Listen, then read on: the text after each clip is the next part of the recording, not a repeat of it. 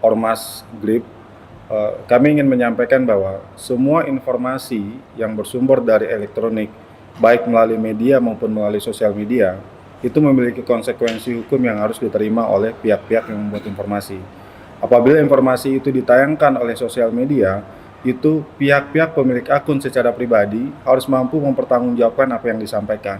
Seandainya itu terindikasi fitnah dan pencemaran nama baik, kita bisa bawa ke pidana umum.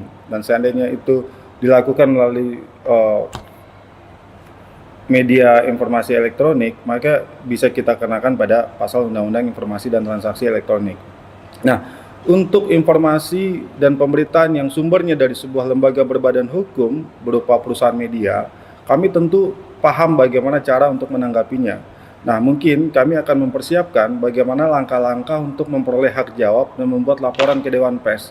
Kami sangat menyayangkan pemberitaan-pemberitaan yang ada itu tidak mengedepankan kaidah-kaidah jurnalistik yang benar gitu. Seharusnya dilakukan klarifikasi, jangan sampai membuat berita-berita yang tidak benar, tendensius, tidak berimbang dan cenderung fitnah.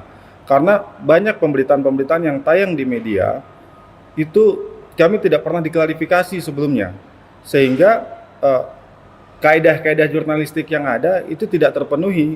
Bukti dari kami tidak diklarifikasi dari pertanyaan tadi terkait dengan pemberitaan dari Tempo dan dari Antara dan beberapa pemberitaan terbaru terkait dengan GRIP minta uang 5 miliar, itu tidak ada narasi yang menyatakan bahwa ini sudah dikonfirmasi kepada pihak GRIP, sehingga ini sangat merugikan narasi-narasi liar yang tidak berimbang dan tidak diklarifikasi. Karena seharusnya sebuah media yang besar tentu sudah paham tentang kaidah-kaidah pada undang-undang pers, di mana pemberitaan itu harus berimbang, harus transparan, dan harus objektif.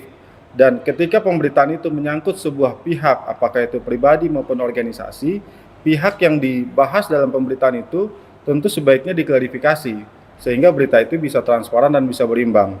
Nah, di sini kami cukup kecewa karena banyak perusahaan-perusahaan media yang membuat berita terkait dengan GRIP, tapi tidak mengklarifikasikan kepada kami terlebih dahulu.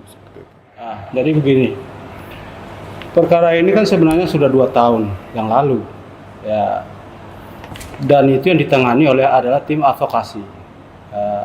Tim advokasi tidak ujuk-ujuk menerima kasus tersebut, memeriksa seluruh data dokumen, baru bisa melakukan pembelaan hukum. Makanya kalau hanya melakukan pemberitaan tanpa melakukan klarifikasi kepada tim hukum yang advokasi yang menangani ini, maka seluruh informasi itu menjadi bias. Saya memberikan pemberitaan ini tidak objektif karena menggunakan momentum tanpa melakukan kaidah-kaidah jurnalistik. Kalau momentum ini dipergunakan untuk menjustifikasi, itu yang jadi persoalan.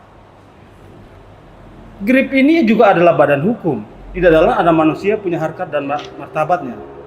Kalau tentang kasus secara konkret, kami tidak bisa menjelaskan secara konkret karena ini bukan ruang pengadilan. Ini adalah ruang klarifikasi dengan berita-berita yang tendensius. Terlepas mereka sudah mengatakan tentang putusan dan lainnya. Kalau sekilas saya berbicara tentang perkara ini beranjaknya dari tahun 92.